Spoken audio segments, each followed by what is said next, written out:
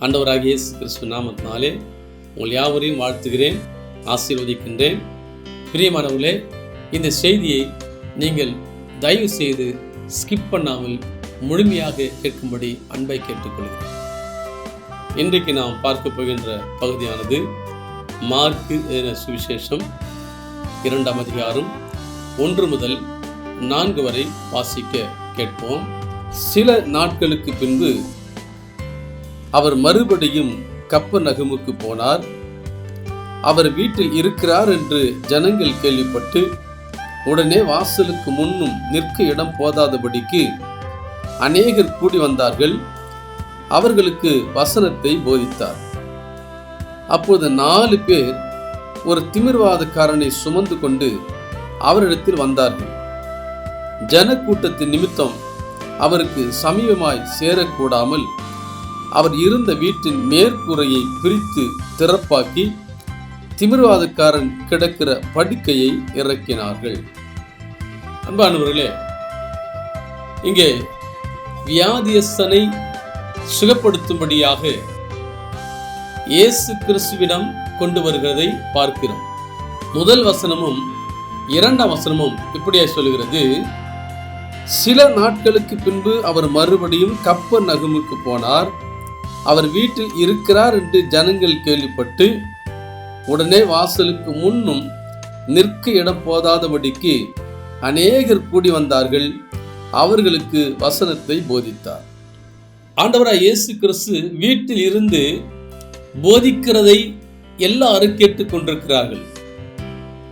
அந்த போதனைக்கு பிறகு ஆண்டவராய் இயேசு கிறிஸ்து ஒவ்வொருவருக்கும் வியாதியஸ்தருக்கு சுகத்தை கொடுத்து விடுதலை கொடுத்து அவளை அனுப்புவார் என்று எல்லாரும் இயேசு கிறிஸ்துவை நாடி அந்த வீட்டுக்கு உள்ளே நிரம்பி வீட்டுக்கு வெளியே வாசலுக்கு உள்ளே நுழையக்கூடாதபடி திரள் கூட்ட மக்கள் வாசலில் நிரம்பி நிற்கிறார்கள். இந்த வேளையில கேள்விப்பட்டு திமிர்வாதம் பிடித்த ஒரு வியாதியஸ்தனை 4 பேர் படுக்கையோடு தூக்கி கொண்டு வருகிறதை அங்கே பார்க்கிறோம். தூக்கி கொண்டு வருகிறவர்கள் கடைசியாக கேள்விப்பட்டு ஓடி வந்து பார்க்கிறார்கள். அவர்கள் இயேசு கிறிஸ்துவை பார்க்க முடியவில்லை. இயேசு கிறிஸ்துவின் போதனை சத்தத்தை மாத்திரம் வெளியே கேட்கிறார்கள். ஆனால் இவருடைய எண்ணமும் ஏக்கமும் எதிர்பார்ப்பும் என்னவென்று சொன்னால், இயேசு கிறிஸ்துவை பார்க்க வேண்டும், இந்த வியாதியஸ்தனை இயேசு கிறிஸ்துவோட கொண்டு போய் நிறுத்த வேண்டும். சுற்றிலும் முற்றிலும் பார்க்கிறார்கள். வேறு வழி இல்லாமல் முழிக்கிறார்கள்.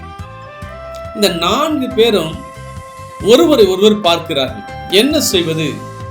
ஜனம் திரளா இருக்கிறார்களே, உள்ளே போக வழி இல்லையே.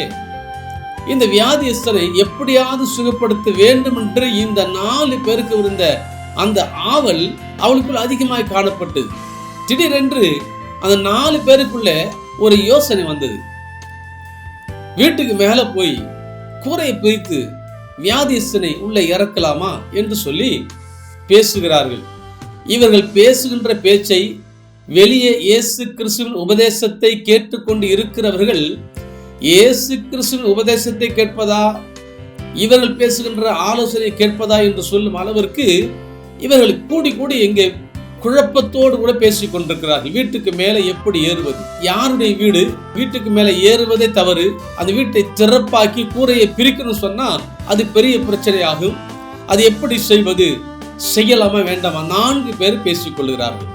இப்படி பேசிக் கொண்டிருக்கும் போது கடைசியாக ஒரு துணிச்சலான ஒரு முடிவு எடுக்கிறார்கள். வர்றது வரட்டும் பார்க்கலாம். நம்ம சொல்லுவோம் பாத்தீங்களா, வரது வரட்டும் பிறகு பார்த்து கொள்ளலாம் அப்படி சொல்லி ஒரு துணிச்சலான ஒரு முடிவை 4 பேர் எடுக்கிறார்கள். யாரும் எடுக்காத ஒரு முடிவு. இதுவரை அப்படிப்பட்ட முடிவு யாரும் எடுத்தது கிடையாது. என்ன செய்யறாங்க? யாருடைய வீடோ, ஆனால் கொண்டு வந்தவர்கள் வீடு அல்ல. இந்த வியாதியஸ்தர் இன்றைக்கு எப்படியாவது சுகப்படுத்தி ஆகணும், அதுக்கு இதை விட்டா வேறு வழி இல்லை என்று சொல்லி முடிவெடுக்கிறார்கள். இதையும் வெளியே நின்று உபதேசத்தை கேட்டுக்கொண்டிருக்கிறவர்கள் பார்த்து கொண்டிருக்கிறார்கள்.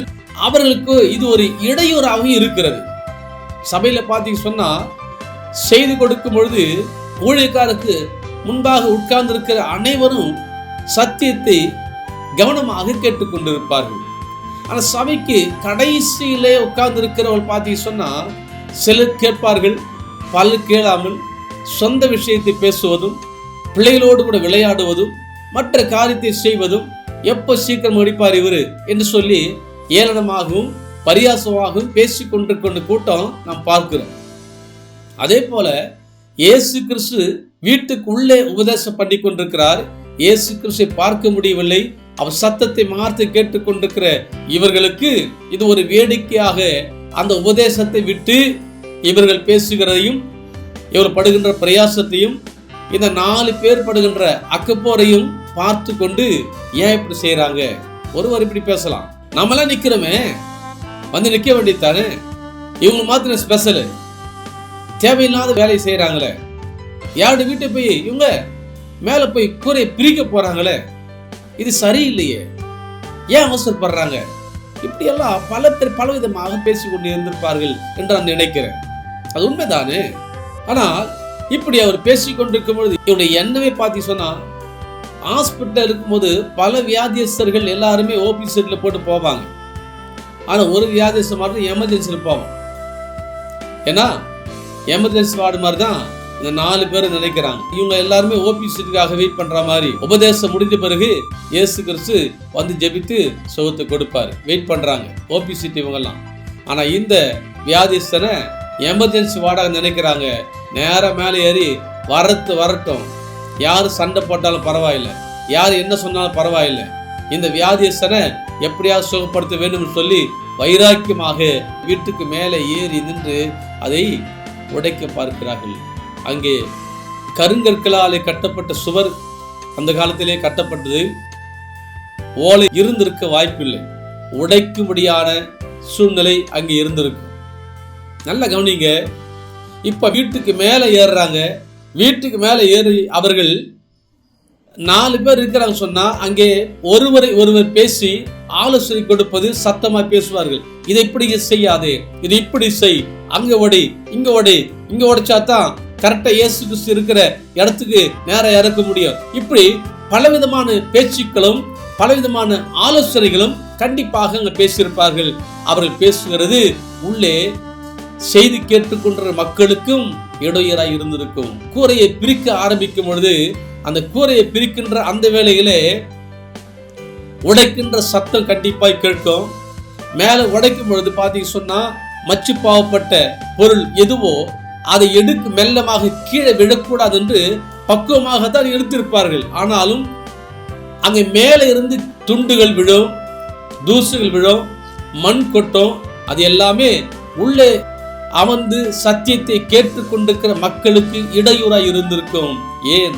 இயேசு கிறிஸ்துவின் மேலேயும் அந்த துண்டுகள் விழுந்திருக்கும். ஆனா இயேசு கிறிஸ்துவுக்கு நல்லா தெரியும்.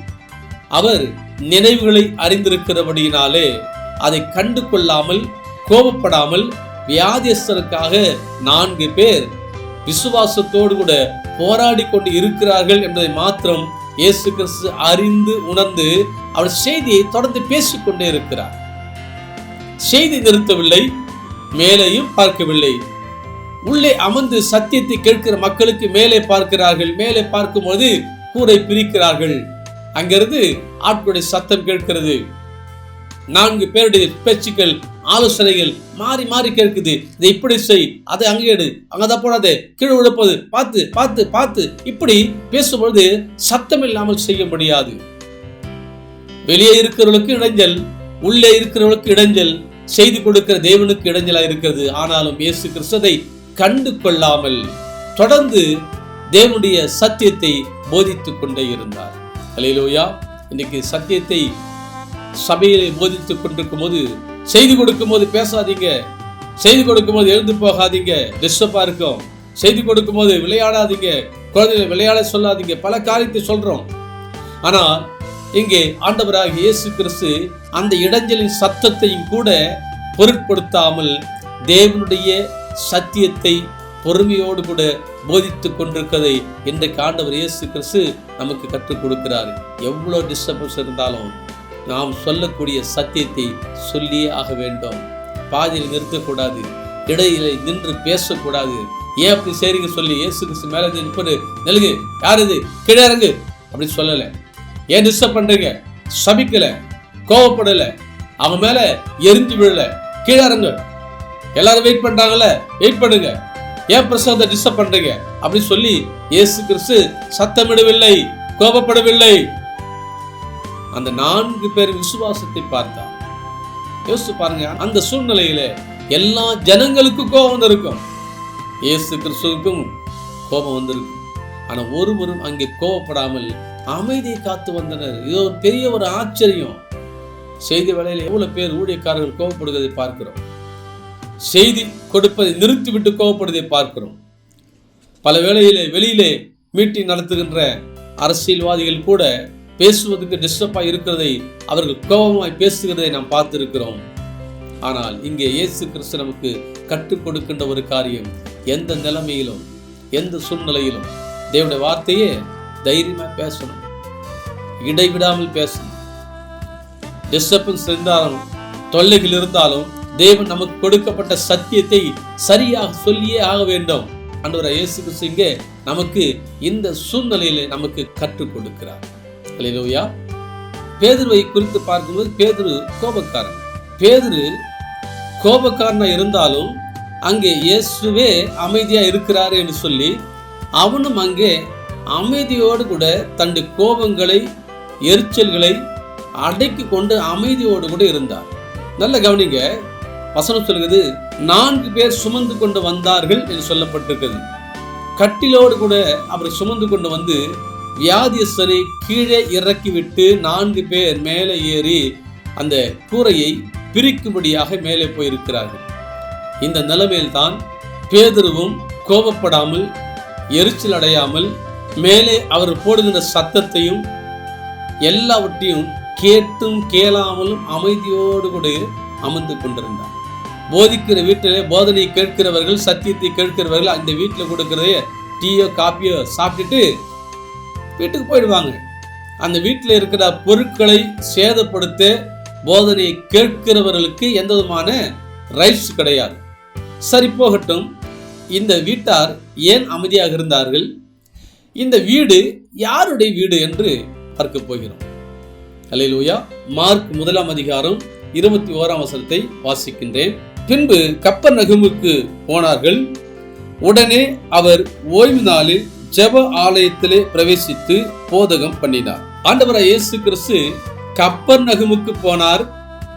அங்கே ஜெப ஆலயத்திலே பிரவேசித்து போதிக்கின்றார். போதித்த பிறகு 1 அதிகாரம் 29 வசனம், உடனே அவர்கள் ஜெப ஆலயத்தை விட்டு புறப்பட்டு யாக்கோபோடும் யோவானோடும் கூட சீமோன் அந்திரேயா என்பவருடைய வீட்டில் பிரவேசித்தார்கள். ஆலயத்துக்கு வந்து உபதேசத்தை முடித்த பிறகு அவர் எங்கே போகிறார் சொன்னா, யோவான், யாக்கோப்பு, இயேசு கிறிஸ்து, பேதுரு, அந்திரேயா எல்லாரும் பேதுருவின் வீட்டுக்குள்ளே பிரவேசிக்கிறார்கள். அங்க பேதுரு வீட்டுக்குள்ளே பிரவேசித்த பிறகு அங்க என்ன நடக்கிறது? கீழே வசனம் சொல்லுகிறது, அங்கே சீமோனுடைய மாமி ஜுரமாய் கிடந்தால் உடனே அவர்கள் அவளை குறித்து அவருக்கு சொன்னார்கள். அவர் கிட்ட போய் அவள் கையை பிடித்து அவளை தூக்கி விட்டார். உடனே ஜுரம் அவளை விட்டு நீங்கிற்று. அப்பொழுது அவள் அவர்களுக்கு பணிவிடை செய்தார். ஆண்டவராகிய இயேசு கிறிஸ்து பேதுருவின் வீட்டுக்குள்ளே பிரவேசித்த பிறகு அங்கே என்ன நடக்கிறது? பேதுருவின் மாமி ஜுரமாய் கிடக்கிறாள். அவளை குறித்து சொல்லும் பொழுது ஆண்டவர் இயேசு கிறிஸ்து பேதுருவின் மாமியின் கரங்களை பிடித்து தூக்கி விட்டார். வல்லமை புறப்பட்டது, சுகமடைந்தால் உடனே இயேசு கிறிஸ்துக்கும் வந்திருக்கிற யாவருக்கும் பணிவிடை செய்தார் சொல்லி பார்க்கிறோம். அப்பேற்பட்ட விடுதலையை அந்த ஸ்பாட்லேயே அவள் பெற்றுக்கொண்டாள். 32 வசனம், சாயங்காலமாகி சூரியன் அஸ்தமித்த போது சகல பிணியாளிகளையும் பிசாசு பிடித்தவர்களையும் அவரிடத்தில் கொண்டு வந்தார்கள். பட்டணத்தார் எல்லாரும் வீட்டு வாசலுக்கு முன்பாக கூடி வந்தார்கள். பலவிதமான வியாதிகளினாலே உபத்திரப்பட்டிருந்த அநேகரை அவர் சுஸ்தமாக்கி அநேகம் பிசாசுகளையும் துரத்தி விட்டார். அந்த பிசாசுகள் தம்மை அறிந்திருந்தபடியினால் அவைகள் பேசுகிறதற்கு அவர் இடம் கொடுக்கவில்லை. அல்லேலூயா. அந்த பேதுரு வீட்டுக்கு முன்பாக மாலையிலே சாயங்கால வேளையிலே பட்டணத்தில் இருக்கிறதான வியாதியஸ்தர்கள் அநேகராய் வந்து நிற்கிறார்கள். ஆண்டவராய் இயேசு கிறிஸ்து அவர்களுக்கு உபதேசம் பண்ணுகிறார், வியாதியஸ்தர்களை சொஸ்தப்படுத்துகிறார். அநேக அற்புத அதிசயங்களை அந்த மாலை வேளையிலும் இரவு வேளையிலும் ஆண்டவராய் இயேசு கிறிஸ்து செய்து கொண்டிருந்தார். அல்லேலூயா. இப்படி நடந்து அநேகர் சுகம் பெற்று வீட்டுக்கு போய்விட்டார்கள். வீட்டுக்கு போன பிறகு என்ன நடந்திருக்கும்? இந்த பேதுரு வீட்டுல இயேசு கிறிஸ்து என்ற ஒரு தேவ மனிதர் வந்திருந்தாரு. அவர்கிட்ட போகும்போது மருத்துவரால் சுகப்படுத்த முடியாத வியாதியெல்லாம் சுகமாயிடுச்சு அப்படி சொல்லும் பொழுது மற்ற மக்கள் எல்லாம், ஐயோ எங்களுக்கு தெரிஞ்சிருந்தா நாங்க வந்திருக்கோமே, தெரியாம போச்சே, எங்களுக்கு ஏன் சொல்லாம போனீங்க, எங்க வீட்டுல எங்க மாமா வியாதியா இருக்கிறாரு, எங்களுக்கு தெரிஞ்ச ஒரு ஃப்ரெண்டு வீட்டுல வியாதியா இருக்கிறாங்க. இப்படி பல வியாதியஸ்தர்கள் கேள்விப்பட்டு என்றைக்கு இயேசு கிறிஸ்து வருவார் என்று பல பேர் காத்து கொண்டிருந்தார்கள். அப்படி காத்து கொண்டிருக்க வேளையில் தான் இயேசு கிறிஸ்து மீண்டுமாக அவர் எங்கே வருகிறார்? கப்பர்நகமுக்கு வருகிறார். மார்க்கு 2ஆம் அதிகாரம் 1ஆம் வசனத்தை நான் மீண்டுமாக வாசிக்கின்றேன். சில நாட்களுக்கு பின்பு அவர் மறுபடியும் கப்பர்நகமுக்கு போனார். அவர் வீட்டில் இருக்கிறார் என்று ஜனங்கள் கேள்விப்பட்டு, அவர் வீட்டில் இருக்கிறார் என்று ஜனங்கள் கேள்விப்பட்டார்கள். மீண்டுமாய் வந்துவிட்டார். நாம் எதிர்பார்த்த அந்த இயேசு கிறிஸ்து வந்துவிட்டார். வியாதியஸ்தரை வைத்தியர்களால் சுகப்படுத்த முடியலையே, பல பணங்கள் செலவு செய்து சுகப்படுத்த முடியவில்லையே, பக்கத்து வீட்டில் இருக்கிற வியாதியஸ்தரெல்லாம் சுகமாயிட்டாங்களே, நம்ம வீட்டுக்கு இருக்கிற வியாதியஸ்தரை, அப்பாவை, அண்ணனை, அக்காவை வந்திருக்கிறாரு வாங்க எல்லாருக்கும் சொல்ல ஆரம்பிக்கிறாங்க. எல்லாருக்கும் சொல்லி திரள் கூட்ட மக்கள் வந்து சுகப்பெற்றுக் கொள்ளும்படியாக பேதுருவின் வீட்டுக்கு முன்பாக வந்து நிற்கிறார்கள். அல்லேலூயா. அது பேதுருவின் வீடு, பேதுரு அந்திரேயாவின் வீடு, வேற யாரு வீடும் அல்ல. அதே போல 2ஆம் அதிகாரம் 2ஆம் வசனத்தில் சொல்லப்பட்டிருக்கிறது, உடனே வாசலுக்கு முன்னும் நிற்க இடம் போதாதபடிக்கு அநேகர் கூடி வந்தார்கள். அவர்களுக்கு வசனத்தை போதித்தார். இன்னைக்கு ஜனங்களுக்கு சுகம் கிடைக்க வேண்டும். ஆனால் தேவனுடைய சித்தம் என்ன சொன்னா, அவர்கள் சுகத்தை பெறுவதற்கு முன்னதாக தேவனுடைய வார்த்தையை சொல்லி ஆக வேண்டும். உங்களுக்கு சுகம் வேண்டும், எனக்கு சத்தியத்தை சொல்லி ஆக வேண்டும். முதலாவது சத்தியத்தை கேட்டுக்கொள்ளுங்கள், பிறகாக சுகத்தை பெற்றுக் கொள்ளுங்கள் சொல்லி ஆண்டவர் இயேசு கிறிஸ்து கடைபிடித்ததை இன்றைக்கு நாம் கடைபிடிக்கிறோமா என்பதை நாம் முதலாவது அறிந்து கொள்ள வேண்டும். அன்பானவர்களே, வியாதியஸ்தர்களை சபைக்கு கொண்டு வரும் பொழுது நாம் சத்தியத்தை சொல்லுகிறோமா என்று சொல்லி பார்த்தா சத்தியத்தை சொல்வது கிடையாது. சத்தியத்தை கேட்கக்கூடிய மனநிலைமைகளும் வியாதியஸ்தர்கள் கிடையாது.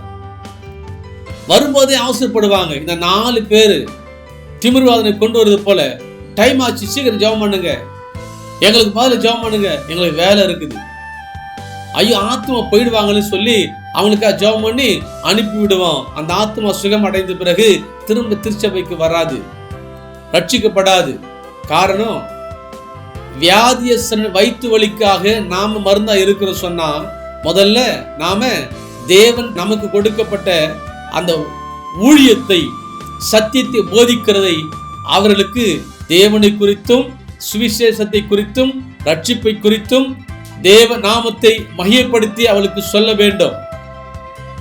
தேவனை குறித்து சொன்ன பிறகு நான் ஜெபிக்கிறேன், நான் ஜெபித்தா ஆண்டவனுக்கு சுகத்தை கொடுப்பான்னு விசுவாசிக்கிறீங்களா? நீங்கள் பாவத்தை அறிக்கை செய்யுங்கள், தேவன் உங்கள் பாவத்தை மன்னிப்பார் சொல்லி நாம ஜனங்களுக்கு சொல்லி கொடுக்கிறோம். இன்னைக்கு நம்ம சொல்வதே கிடையாது.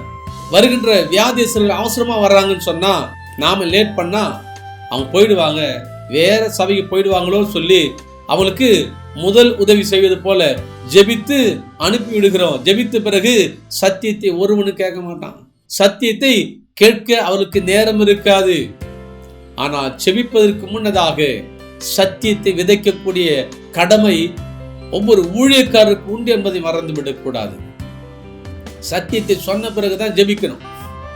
இது ஆண்டவர் இயேசு கிறிஸ்து நமக்கு கொடுக்கின்ற ஒரு பாடம். இங்கே திரள் கூட்ட மக்கள் வாசலுக்கு முன்பாக நெருங்கி நிற்கிறாங்க. ஐயோ, ஒவ்வொருத்தரும் வலியோடும் வேதனையோடு கூட உட்கார முடியாம படுக்க முடியாம நிற்க முடியாம நிலைமையிலே அத்தனை பேரும் அத்தனை வியாதி சந்திக்கிறாங்க. ஒரு சிலர் வேடிக்கை பார்க்க முடிய வந்திருப்பாங்க. ஆனால் அப்படி இருந்தும் இயேசு கிறிஸ்து தேவனுடைய உபதேசத்தை சொல்லிக் கொண்டே இருந்தார். மேலே கூரையை பிரிக்கும் பொழுது வருகின்ற அந்த டிஸ்டர்பன்ஸ் இருந்தாலும் சத்தியத்தை தொடர்ந்து இடைவிடாமல் சொல்லிக் கொண்டே இருந்தார். இதை நாம் கடைபிடிக்க வேண்டும். ஊழியக்காரர்கள் இடைஞ்சல் இருந்தாலும் சத்தியத்தை சொல்லியாக வேண்டும்.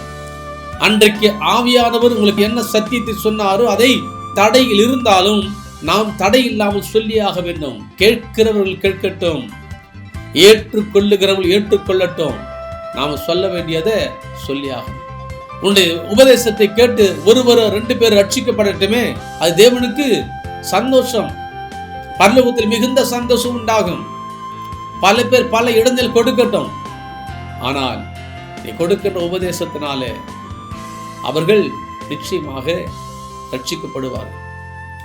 சுகத்தினால ரட்சிக்கப்படுவர்கள் ஒரு கூட்டம், சத்திய வசனத்தினால ரட்சிக்கப்படுகிறவர்கள் ஒரு கூட்டம். இல்லை எந்த கூட்டம் நிலைத்திருக்கு சொன்னா, சுகத்தினாலே பெற்றுக்கொள்ளுகிறவர்கள் நிலைத்திருக்க மாட்டார்கள், வசனத்தினாலே ரட்சிக்கப்படுகிறவர்கள் நிலைத்திருப்பார்கள் என்பதை ஊழியர்கள் அறிந்து கொள்ள வேண்டும். சுகத்தை பெற்றுக்கொண்ட போயிடுவாங்க, இன்னொரு முறை வியாதி வந்தா வருவாங்க.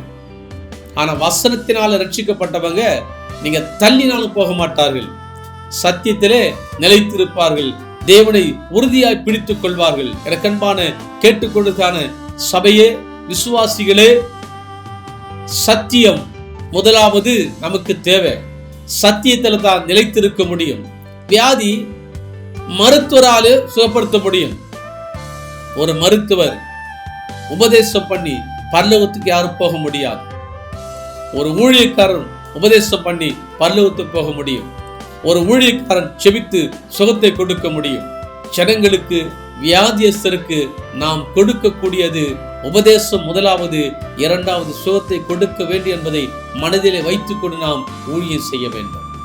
தேவன் நமக்கு கற்றுக் கொடுக்கின்ற காரியம். தேவன் அப்படிப்பட்ட உபதேசத்தை தான் செய்தார். தேவன் அப்படிப்பட்ட ஊழியத்தை தான் செய்தார். இப்போ மீண்டுமாக இயேசு கிறிஸ்து உபதேசத்திலே மேலே இருந்து விடுகின்ற துண்டுகளாலும் கற்களாலும் மண் தூசியெல்லாம் கீழே விடுகிறதும் ஆட்கு மேல் விடுகிறதுமாக இருக்கும் பொழுது, இப்போ சற்று யோசித்து பாருங்கள். பேதுரு உள்ளே அமர்ந்து கொண்டிருக்கிறார். பேதுருவின் வீட்டை மேலே உடைக்கிறார்கள். பேதுருவின் குணம் கோபமான குணம். பேதுரு அங்கே எந்த விதமான ரியாக்ஷன் இல்லாமல் அமைதியோடு கூட அமர்ந்து கொண்டிருக்கிறார். இது ஆச்சரியமான ஒரு காரியம். ஏன்னா பேதுரு உள்ளே இருந்து மேலே ஏற சத்தம் கேட்கிறது. யார் மேலே ஏறாங்க சொல்லி உள்ளே அவர் துடிக்கும். உபதேசத்தை கேட்க முடியாது. எழுந்து வெளியே போலாம் சொல்லி தோணும். ஆனா முன்பாக இயேசு கிறிஸ்து நின்று உபதேசம் பண்ணுகிறாரு. அவரை மிஞ்சி நாம எழுந்து போகலாமா, போகக்கூடாது என்று சொல்லி அமைதியோடு கூட இருந்தார். பேதுரு நமக்கு கற்றுக் கொடுக்கிறேன் தெரியுமா? எனக்கு செய்தி வேலையில நிறைய பேர் சபையை விட்டு இருந்து வெளியே போறாங்க. வரும்போது பைபிளோடு வராங்களே இல்லையோ, செல்போனோடு வராங்க. தேவன் அவர்களோடு கூட பேசிக்கொண்டு இருந்தாலும் உன்னிப்பாக ரொம்ப கவனமாக அந்த உபதேசத்தை கேட்டுக்கொண்டிருந்தாலும் ஒரு போன் கால் வந்தா போதும், தேவன் பேசுகிற வார்த்தையை அசட்டை பண்ணி எழுந்து வெளியே ஓடக்கூடிய மக்களை பார்த்து கொண்டுதான் இருக்கிறோம். அப்படி ஒரு முக்கியமான ஒரு கால் இல்லை. இயேசு கிறிஸ்துவை விட, தெய்வத்தை விட அந்த கால் பண்ணி பேசுகிறவன் பெரியவனும் கிடையாது, அவன் ஒரு தெய்வமும் கிடையாது. உனக்கு நல்லது செய்கிறவன் அல்ல, பொல்லாப்பு செய்யக்கூடியவன், குறை சொல்லக்கூடியவன், உனக்கு ஆபத்தில் உதவ முடியாதவன். அப்படிப்பட்டவனுக்கு தேவனுடைய உபதேசத்தை கேட்கும் போது எழுந்து வெளியே போகிறாயே, நீ எப்படி ஆசீர்வாதத்தை பெற்றுக் கொள்வாய்? எப்படி உனக்கு தேவன் ஆசீர்வாதத்தை கொடுப்பார்? எந்த முகத்தை வைத்து ஆண்டவர் சமூகத்திலே நீ ஜெபிக்கும் போது, ஆண்டவரே என்னை ஆசீர்வதியும் என்று எப்படி கேட்பாய்? யோசித்து பாரு. கூரையை பிரிக்கிறான். ஆனா பேதுரு கோபக்காரன், எழுந்து வெளியே போய் மேல இருக்கிறவன் அடிச்சு கீழே இருக்க வேண்டியவன். தெய்வம் நின்று பேசிக்கொண்டு இருக்கிறார் என்று சொல்லி கனப்படுத்தி தன் கோபத்தை எரிச்சலை அடக்கி அமைதியோடு அமர்ந்து கொண்டிருந்தான். இன்னைக்கு விசுவாசிகளுக்குள்ளே தேவனுடைய சத்தியத்தை அசட்டை பண்ணுகிறதை அதிகமாய் பார்க்கிறோம். ஆண்டவர் யாருக்கோ பேசிக் கொண்டிருக்கிறார், நான் சபைக்கு கடமைக்காக வந்திருக்கிறேன் சொல்லி வருகின்ற மக்கள் அதிகமாக இருக்கிறார்கள். வெளியே நின்று பேசிக் கொண்டிருப்பதும், சபைக்கு வெளியே வந்து விளையாடுவதும், தன் குடும்ப கதைகளை பேசுவதும், சபைக்குள்ளே செய்தியை கேளாமல் பக்கத்திலே அமர்ந்து கொண்டு இருக்கின்ற அவர்களோடு கூட பரியாசம் பண்ணுவதும், செய்தி கொடுப்பவருக்கு மார்க் போடுவதும், செய்திக்கு ஏளனமாய் பேசுவதும், அசட்டை பண்ணுவதும், அறுக்கிறாரு, எப்போ முடிப்பாரு, டைம் ஆகுது, பசி எடுக்குது, வீட்டில் போனால் பல வேலை இருக்குது, இப்படி சாபத்தை பெற்றுக் கொள்கிறோம். ஆசீர்வாதத்தை அல்ல, சமாதானத்தை இழந்து விடுகிறோம், நிம்மதி இழந்து விடுகிறோம். நல்லா புரிந்து கொள்ளுங்க. ஒரு மனுஷனுக்கு நிம்மதி எங்கே கிடைக்கும்னு சொன்னால் தேவ சமூகம்தான், வீட்டில் கிடையாது. தேவ சமூகத்துக்கு எதுக்கு போறேன்னு சொன்னா நிம்மதி பெற்றுக்கொள்ளும்படியாக, சமாதானம் பெற்றுக்கொள்ளும்படியாக. இந்த ஒரு வாரம் முழுதுமாக வீட்டிலே இருந்து பல பிரச்சனை, போராட்டம், சமாதானம் இல்லை. ஆலயத்துக்கு போனால் தேவன் என்னோடு பேசுவார் என்று சொல்லி அவங்களோடு கூட எதிர்பார்ப்போடு கூட நீ வருவாய் என்று சொன்னால் கர்த்தர் உன்னோடு கூட பேசும்படியாக காத்து கொண்டிருக்கிறார். தேவன் உன்னோடு பேசும்படியாக காத்து கொண்டிருக்கிறார், உன்னோடு பேசிக்கொண்டே இருக்கிறார். அங்கேயும் வந்து சத்தியத்தை கேளாமல், சத்தியத்தை கேட்கின்ற மற்றவர்களையும் இடையூறு செய்து உன் ஆசீர்வாதத்தை இழந்து உன் பக்கத்தில் இருக்கின்ற அவர்களின் ஆசீர்வாதத்தை இழக்க செய்வாய் என்று சொன்னால் நீ எப்படி தேவனுடைய ஆசீர்வாதத்தை பெற்றுக்கொள்வாய்? எனக்கு அன்பான தேவ பிள்ளையே, சற்று யோசித்து பாருங்கள். துன்மார்க்கனுடைய ஆலோசனை நடவாமல், பாவிகளுடைய வழியில் நில்லாமல், பரியாசக்காரன் உட்காரும் இடத்தில் உட்காராமல், கர்த்தருடைய வேதத்தில் பிரியமாயிருந்து இரவும் பகலும் தியானிக்கிற மனுஷன் பாக்கியவான் சொல்லப்பட்டிருக்கிறது. நாம் இந்த ஒரு வாரம் முழுதுமாக உட்கார்ற இடம் சரியான இடமா யோசித்து பாருங்க. எல்லாமே துன்மார்க்கமான மக்கள் மத்தியிலே வாழ்ந்து உட்கார்ந்து பேசி, நாம் வாரத்தில் ஒரு நாள் ஓய்வு நாளிலே வந்து அமர்கின்ற இடம் பரியாசக்காரர் அல்ல, துன்மார்க்கருடைய இடம் அல்ல. தேவன் வாசம் பண்ணுகின்ற அந்த இடத்தை நாம் பரியாசக்கார இடமாய் மாற்றுகிறோம் என்று சொன்னார். துன்மார்க்கர் கூடி பேசுவது போல பேசுகிறோம் என்று சொன்னால், தேவ சத்தியத்தை கேட்க மாட்டோம் என்று இருக்கிறோம் என்று சொன்னால், தேவனுக்கு நான் செவி கொடுக்க மாட்டேன், என் விருப்பம் போல இருப்பேன் என்று சொன்னால் எப்படி ஆசீர்வாதத்தை பெற்றுக் கொள்வாய்? நீ எதற்காக ஆலயத்துக்கு வருகிறாய்? தேவனுடைய சத்தியத்தை கேட்பதற்காகவா? ஆண்டவர் என்னோடு பேசுவார் என்று சொல்லி ஜெபித்து விட்டு ஆலயத்துக்கு வருகிறாயா? அந்த பழக்கம் இருக்கிறதா? இன்றைக்கு ஆலயத்துக்கு போகிறேன் என்று பயபக்தியோடு கூட முன்கூட்டியே ஆயத்தப்படுத்தி காலதாமதம் இல்லாமல் ஆலயத்துக்கு வருகிறாயா? இல்லையே. காலதாமதமாய் வருகிறாய், ஆயத்தம் இல்லாமல் வருகிறாய். தேவரீர் என்னோடு பேசுங்க என்று சொல்லி செபிக்காமல் வருகிறாய். நீ வந்தா என்ன செய்வ? அதை தான் செய்வேன். ஏன்னா ஜெபம் இல்லை, ஆயத்தம் இல்லை, எதிர்பார்ப்பும் இல்லை. எதிர்பார்ப்பே இல்லாத உனக்கு தேவனுடைய செய்தி நேராக வந்தாலும் அது எனக்கே இல்லை என்று சொல்லி தான் ஓடி விடுவாய். போன் கால் வந்தாலும் எழுந்து வெளியே போவேன். யாராவது என்ன பேசினாலும் அதுக்கு செவி கொடுத்து சிரித்து கொண்டு உட்கார்ந்திருப்பாய். இன்னைக்கு அநேகருடைய வாழ்க்கையிலே ஆசீர்வாதம் இல்லை என்று சொல்லுகிறோம் சொன்னால் இந்த காரியத்தை எல்லாம் செய்து கொண்டு இருக்கிறபடினாலே தேவன் கொடுக்கின்ற ஆசீர்வாதத்தை பெற முடியாமல் தவித்துக் கொண்டு இருக்கிறோம் என்பதை மறந்து விடாதீங்க. சத்தியத்தை நாம் கேட்பது மாத்திரமல்ல, அதன்படி நடக்கிறவர்களாக இருக்க வேண்டும். இன்னைக்கு சத்தியத்தை கேட்கல, எப்படி நடப்பீங்க? சத்தியத்தை கேட்கவே இல்லை, எப்படி நடப்பீங்க? உலகத்தால் இருப்பது போல இருப்பீர்கள். எனக்கு அன்பான தேவ பிள்ளைகளே, இது கடைசி நாட்கள் என்பதை மறந்து விடாதீங்க. பேதுரு சொந்த வீட்டை இடித்துக் கொண்டிருக்கிறார்கள், உள்ளே அமர்ந்து பொறுமையோடு கூட சத்தியத்தை கேட்டுக்கொண்டு இருந்தான் சொன்னால் அவனைப் போல கோபக்காரன் யாரும் இல்லை, ஆனால் அவனைப் போல பொறுமைசாலியும் யாரும் இல்லை. தேவனை ஏற்றுக்கொண்ட பிறகு பொறுமையோடு கூட தன்னை கண்ட்ரோல் பண்ணி அமர்ந்து கொண்டு இருக்கிறதை அங்கே பார்க்க முடிகிறது. ஒருவேளை பக்கத்தில் இருக்கிறதான யாக்கோபும் யோவானும் பேதுரை பார்த்து ஒரு சும்மா சொல்ற ஒரு இடி அப்படி இடிச்சு, மேலே பார்த்தியா வீட்டை இடிக்கிறாங்க, போய் கேளியா, எழுது போ, யாரு போய் பாரு சொல்லியிருக்கலாம். ஆனா பேதுருவோ கண்ட்ரோல் பண்ணி உட்கார்ந்து இருக்கிறான். எதுக்கும் ஆசை இல்லைங்க. அப்படிப்பட்டவனாய் அவன் ஆரம்பத்தில் இருந்தபடியினால்தான் ஆண்டவராகிய இயேசு கிறிஸ்து அவனை ஊழியத்திலே சீஷர்களுக்குள்ளே முந்தினவன் என்ற ஒரு பெயரை கொடுத்தார். முந்தினவன் பேதுரு என்று வசனம் சொல்லுகிறது. அவனுக்கு பாதாளத்தின் திறவுகோலை அவனுக்கு தான் ஆண்டவர் கொடுத்தார். பொறுமையை கையாண்டான். இதுவே நம்ம வீட்டில் பிரேயர் நடக்கலாம்.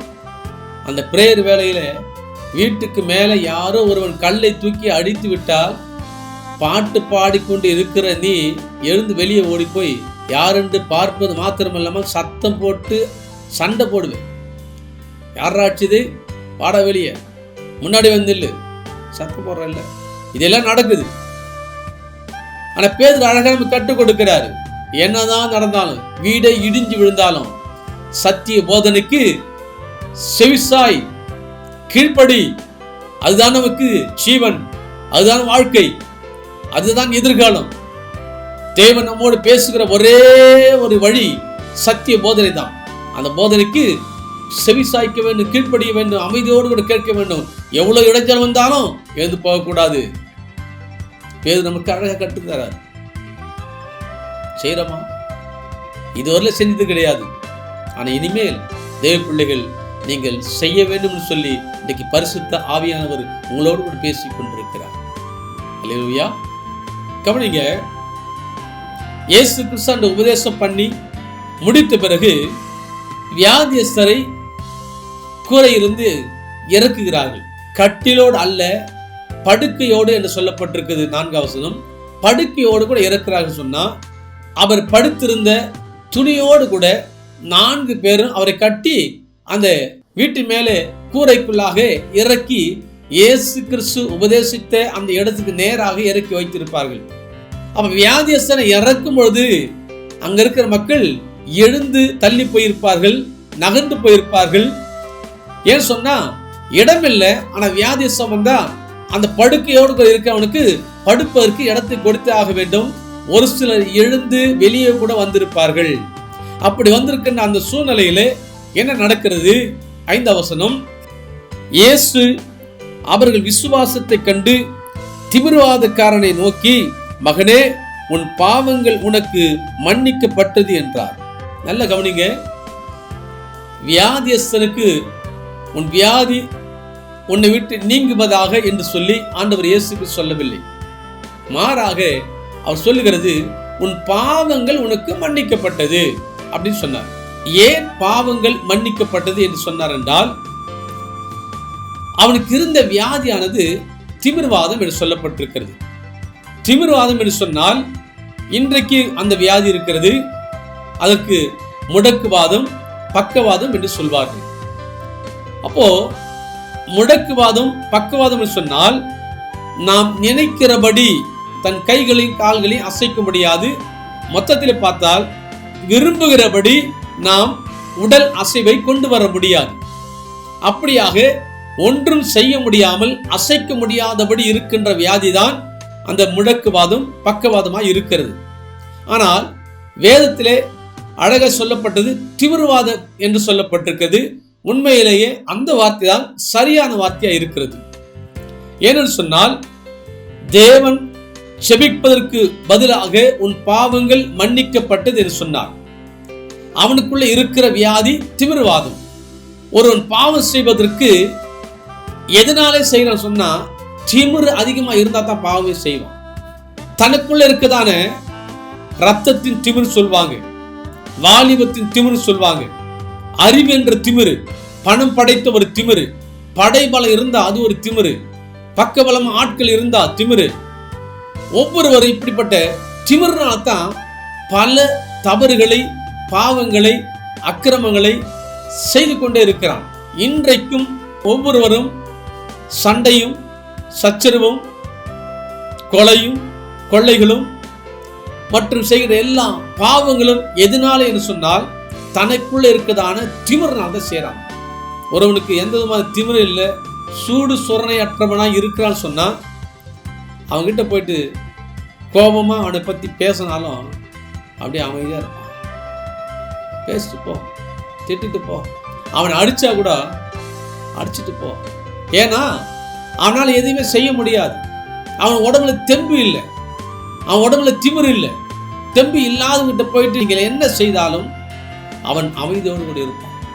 செஞ்சுட்டுப்பாங்க, அடிச்சுட்டுப்பாங்க, திட்டிட்டுப்பாங்க, ஆண்டவர் பார்த்து வைப்பாங்க அப்படி சொல்லுவான். ஆனால் இன்றைக்கு உலகத்தில் நடக்கின்ற அக்கிரமங்கள், அநியாயங்கள் நடக்கிறது எல்லாமே உடம்பில் இருக்கிற திமிரு, தன் ஆஸ்தியினால் வருகின்ற திமிரு, படை பலத்தினால் இருக்கின்ற திமிரு, தனக்கு அடியாட்கள் இருக்கிறான் திமிரு, என்ன ஒன்றால் செய்து கொள்ள எனக்கு பணம் இருக்குது என்ற திமிரு. பைபிளில் நல்லா அழகான பேர் வச்சிருக்குது, திமிர்வாதம். அவன் செய்த அத்தனை அக்கிரமங்களும் பாவங்கள் நிமித்தமாக தேவன் கொடுத்த வியாதி திமிர்வாதம். ஆகவே தான் அவனுக்கு கையை கால் அசைக்க முடியாது, உடம்பு அசைக்க முடியாது. 4 பேர் தூக்கிட்டு வரான்னு சொன்னான், அவனை எப்படியாவது சுகமாக்கணும். இப்படி எந்த கையை காலும் அசைக்க முடியாம வீட்டில் ஒருத்தர் இருக்கிறான் சொன்னா அந்த வீட்டில் இருக்கிறவளுக்கு எவ்வளவு தொல்லையா இருக்கு பாருங்க. அவனுக்கு பணிவிடை செய்வது எவ்வளவு தொல்லை. அந்த 4 பேர் ஏன் அவ்வளோ அவசரப்படுறாங்க? அந்த 4 பேரும் ஏன் வீட்டு கூரை பிரிச்சு உள்ள இறக்குறாங்க? காரணம், அவனுக்கு பணிவிடை செய்ய முடியல. அவனுக்கு ஆகாரத்தை ஊட்டணும், வாயை தொடச்சி விடணும், குளிப்பாட்டணும், அவனுடைய கழிவுகளை நாங்கள் சுத்தம் செய்யணும், அந்த இடத்தை சுத்தம் செய்யணும். வீடே நாறுது, வீட்டில் நாங்கள் சாப்பிட முடியலை, சந்தோஷமா இருக்க முடியல, நிம்மதியா இருக்க முடியல. இவன் ஒருவனாலே எங்கள் வீடு அசுத்தமா இருக்கிறது, துர்நாற்றம் வீசுகிறது. இப்பேற்பட்ட கொடுமையா இருக்கின்ற இவனை நாங்கள் எப்படியாவது இன்றைக்கு இயேசு கிறிஸ்துவுடைய சுகத்தை பெற்றுக்கொள்ள வேண்டும் என்ற ஆர்வத்திலும் ஆதங்கத்திலும் அவர்கள் வீட்டில் மேல் ஏறி கூரையை பிரிச்சு உள்ள இறங்குறாங்க.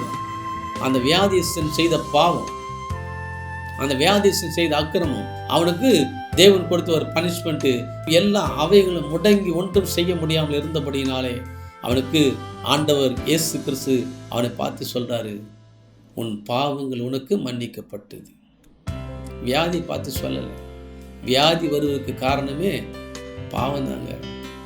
பாவத்தின் சம்பளம் மரணம்.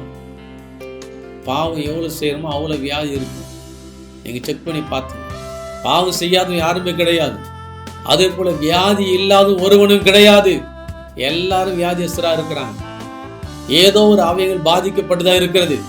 அது யாரா இருந்தாலும், ரட்சிக்கப்பட்டவனா இருந்தாலும் ரட்சிக்கப்படாதவனா இருந்தாலும் வியாதி ஏன் வருகிறது? அவர்கள் பாவம் செய்வதாலே தேவன் கோபத்தின் நிமித்தமாக கொடுக்கின்ற வியாதி. அதை எல்லாரும் அனுபவித்து ஆக வேண்டும். பாவத்தை அறிக்கை செய்யும் பொழுது, அதை விட்டு விடும் பொழுது, தேவ இரக்கத்தை பெறும் பொழுது நமக்கு அந்த வியாதி நம்ம விட்டு விலகி போகும். மீண்டும் பாவத்தை செய்யாம இருக்கிற சொன்னா வியாதி நம்ம கிட்ட வராது. தன் பாவங்களை மறைக்கிறவன் வாழ்வு அடைய மாட்டான், அவைகளை அறிக்கை செய்து விட்டு விடுகிறவனோ இரக்கம் பெறுவான். இன்னைக்கு பாவத்தை அறிக்கை செய்து சுகத்தை பெற்றுக் கொள்ளுகிறோம், மீண்டும் பாவம் செய்யறோம், மீண்டும் வியாதி வருது. நாம் அறிக்கை செய்து விட்டு விட்டால், தேவனுடைய உபதேசத்தில் நிலைத்திருந்தால், தேவனை உறுதியாய் பற்றி கொண்டிருந்தால், அவருடைய உபதேசத்துக்கு கீழ்ப்படிந்து இருப்பவன் சொன்னால் வியாதி நம்மை நெருங்காது. ஏன் சொன்னா தேவன் நம்மை அவருடைய கண்மணியை போல காத்துக் கொள்வார். பாவம் நமக்குள்ள இல்லை என்று சொன்னால் வியாதி நமக்குள்ளே இருக்காது. பாவம் நமக்குள்ள இருக்கும் என்று சொன்னால் வியாதி நிச்சயமா நமக்குள்ளே இருக்கும். ஏதோ ஒரு அவயத்தை பாதித்து கொண்டே இருக்கும். ஏதோ ஒரு வலி வேதனை இருக்கத்தான் செய்யும். ஏதோ ஒரு பிரச்சனை சரீரத்தில் இருக்கத்தான் செய்யும். காரணம், அந்த வியாதி இருக்கும் போதே யோசிக்கணும், தியானிக்கணும். ஆண்டவர் சமூகத்திலே பாவ அறிக்கை செய்து, எந்த பாவத்தை செய்தேன் ஆண்டவரே தெரியல, என் பாவத்தை மன்னிங்க, யோசித்து பார்த்து தியானித்து, இந்த பாவத்தினால தான் இந்த வியாதி வந்திருக்கும் என்று சொல்லி அந்த பாவத்தை குறித்து நாம் அறிக்கை செய்தால் நிச்சயமாக அந்த வியாதி உங்களை விட்டு விலகி போயிடும். ஆண்டவர் ஒவ்வொரு பாவத்துக்கும் ஒரு வியாதி வைத்திருப்பார் நினைக்கிறேன். எவ்வளோ பாவங்கள் உண்டு, அதே போல எவ்வளவு வியாதிகள் இருக்கிறது. தேவன் போட்ட கணக்கிலே நாம் தப்ப முடியாது.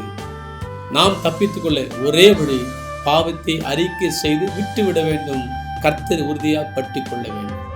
எனக்கு அன்பான தேவ பிள்ளைகளே, முதலாவது உபதேசத்தை நாம் கேட்கிறோம் என்று சொன்னால் உபதேசத்துக்கு கீழ்ப்படிய வேண்டும் என்று கற்றுக்கொண்டோம். உபதேசத்தை கேட்பதற்கு பல இடையூறுகள் இருந்தால் அந்த இடையூறுகள் நமக்கு செல்போனாக இருக்கலாம், பக்கத்தில் பேசுகிற நண்பராக இருக்கலாம், பக்கத்தில் பேசுகிற சகோதரியாக இருக்கலாம், சகோதரனாக இருக்கலாம். யாராக இருந்தாலும் நாம் செய்தியை மாத்திரம் கவனமாக கேட்க வேண்டும். அதுக்கு பேதுரு நமக்கு கற்றுக் கொடுக்கிறார். சொந்த வீட்டை பிரிக்கிறார்கள், ஆனால் பேதுருவோ உபதேசத்தை மாத்திரம் செவிசாய்த்து கேட்டுக்கொண்டு இடைஞ்சல், கோபங்கள், எரிச்சல்கள் எல்லாவற்றையும் கண்ட்ரோல் பண்ணி உபதேசம் முடியும் வரை அமைதியோடு கொண்டிருந்தார். இரண்டாவது, ஆண்டவராகிய இயேசு கிறிஸ்து நமக்கு கற்றுக் கொடுக்கின்ற காரியம், எவ்வளவு இடைஞ்சல் இருந்தாலும் இடையூறு இருந்தாலும் நாம் வியாதியஸ்தருக்கு முதலாவது சுவிசேஷத்தை அறிவித்து அதன் பிறகு நாம் ஜெபிக்க வேண்டும். ஆண்டவர் இயேசு கிறிஸ்து நமக்கு கற்றுக் கொடுக்கிறார். மூன்றாவது, இயேசு கிறிஸ்துவுக்கு உபதேசம் பண்ணும்படியாக வீட்டை கொடுத்த பேதுரு. இயேசு கிறிஸ்துவ வீட்டில் ஏற்றுக்கொண்டாலே சில எதிர்ப்புகள் நமக்கு வரத்தான் செய்யும். அந்த எதிர்ப்பை குறித்து நாம் கவலைப்படாமல், எதிர்ப்பு நிமித்தமாக பல இழப்புகள் நமக்கு வரலாம், பல நஷ்டங்கள் வரலாம். இயேசு கிறிஸ்துவை ஏற்றுக்கொண்டது நிமித்தமாக பல கஷ்டங்கள் வரலாம். அதை பேதுருவை போல சந்தோஷமா ஏற்றுக்கொள்ள வேண்டும். அந்த இழப்பை பேதுரு பொருட்படுத்தவில்லை. அந்த இழப்புக்காக எதிர்க்கவில்லை, கோபப்படவில்லை. ஆண்டவரே, நீங்க வந்ததுனால தான் என் வீடு இன்னைக்கு இடிச்சு நாசப்படுத்திட்டாங்க அப்படி சொல்லி பேதுரு இயேசு கிறிஸ்துவை பார்த்து கேட்கவே இல்லைங்க. பொறுமையோடு இருந்தார். அதெல்லாம் ஒரு பெரிய விஷயமே இல்லை. ஆண்டவராக இயேசு கிறிஸ்து என் வீட்டில் இருக்கிறாரே அது போதும் என்று சொல்லி அவன் எண்ணம், அவனுடைய ஏக்கம் தேவன் மேலையும் அவருடைய உபதேசத்தின் மேலே இருந்தபடியினாலே வீட்டை உடைத்தது குறித்து கவலைப்படாமல் அமைதியோடு இருந்தான். அதை கொஞ்சம் கூட யோசிக்கவே இல்லை. அந்த எண்ணம் அவனுக்கு இல்லவே இல்லை. இயேசு கிறிஸ்து என்றைக்கு உன் வீட்டுக்குள் இருக்கிறாரோ அன்றைக்கு பிரச்சனை வரும். பிரச்சனை என்பது கொஞ்சம்தான். இயேசு கிறிஸ்து உன் வீட்டில் இருக்கிறார் சொன்னா ஆசீர்வாதம் அதிகமாய் வரும் என்பதை மறந்து விடாது. ஓபேத் ஏதோம் வீட்டிலே தேவனுடைய உடன்படிக்கை பெட்டி மாத்திரம் இருந்தது. வெறும் 3 மாசம் இருந்ததுங்க. ஆசீர்வாதம் பார்த்தீங்கன்னா ஏராளமான ஆசீர்வாதம். தாவீதை பயந்து விட்டு போயிட்டாரு. ஏமாந்து போன ஓபேத் ஏதோம் வீட்டில் பெட்டியை வச்சுட்டு தாவீது ஓடியே போயிட்டாரு. அந்த சூழ்நிலையில உடன்படிக்கை பெட்டியை யாருமே ஏற்றுக்கொள்ள மாட்டாங்க. அப்படின்னு சொன்னா ஓபேத் ஏதோம் இளிச்ச வாயினதான் இருந்திருப்பாங்க. ஐயோ, ராஜாவே சொல்லிட்டாரு, ராஜாவின் கட்டளைப்படி கொண்டு வந்து வீட்டில் வச்சுட்டாங்க, நாம அழிஞ்சிருவோமோ செத்து போவோமோ என்ற ஒரு பயம் அவங்களுக்குள்ள இருந்திருக்கலாம். ஆனால் தேவன் அந்த வீட்டார் ஏற்றுக்கொண்டபடியினாலே அந்த குடும்பத்தை ஆண்டவர் ஆசீர்வதித்தார். பிள்ளைகளே, எவ்வளவு எதிர்ப்பு வந்தாலும் உங்கள் வீட்டிலே இயேசு கிறிஸ்து இருப்பதற்கு இடம் கொடுங்க. உங்கள் வீடு சில எதிர்ப்புகள் இருக்கும், பல மடங்கு ஆசீர்வாதங்கள் பெறும் என்பதை மறந்து விடாதீங்க. 4வது, வியாதியஸ்தர் வரும்பொழுது அவர்களுக்கு உடனே ஜெபிக்காமல் சுவிசேஷத்தை சொல்லி உபதேசித்த பிறகு அவர்களுக்கு ஜெபிக்க வேண்டும் என்று சொல்லி ஆண்டவராக இயேசு கிறிஸ்து நமக்கு கற்றுக் கொடுத்திருக்கிறார். இதை நாம் கடைபிடிக்க ஒவ்வொரு நாளும் பிரயாசப்படுவோம். ஜெபிப்போமா. மகா இருக்கும் கிருபை நிறைந்த ஆண்டவரே, உமக்கு நன்றி செலுத்தினோம் அப்பா. இந்த சத்தியத்தை கேட்கின்ற ஒவ்வொரு பிள்ளைகளையும் சத்தியத்தில் நிலைத்திருக்கும்படியாக, கீழ்ப்படியும்படியாக, கடைபிடிக்கும்படியாக என் தேவ ஆவியானவர் தாமே உதவி செய்யும்படியாக ஜெபிக்கிறோம். உம்முடைய பிள்ளைகள் ஆண்டவரே, உமது நாமத்தின் நிமித்தமாக ஒவ்வொருவரும் ஆசீர்வதிக்கப்பட, சுகப்பட, பலப்பட, உம்மிலே நிலைத்திருக்கும்படியாக, உம்முடைய ராஜ்யத்துக்குள்ள பிரவேசிக்கும்படியான பாக்கியத்தை பெற்றுக்கொள்ள கர்த்தர் அனுக்கிரகம் செய்யும்படியாக ஜெபிக்கிறோம். என் தேவன் அப்படியாய் நீர் செய்கிறபடியாக சோத்திரம். எல்லா துதி, கனம், மகிமை யாவும் உமக்கு ஒருவருக்கே ஏறெடுக்கிறோம். எங்களை வெறுமையாய் தாழ்த்துகிறோம். நீர் ஒருவரே மகிமைப்படுகிறார். மீட்பு இயேசுவின் நாமத்தில் வேண்டுகிறோம் எங்கள் ஜீவனுள்ள நல்ல பிதாவே. ஆமென், ஆமென். கர்த்தர் தாமே உங்களை ஆசீர்வதித்து வழிநடத்துவராக. ஆமென். God bless you.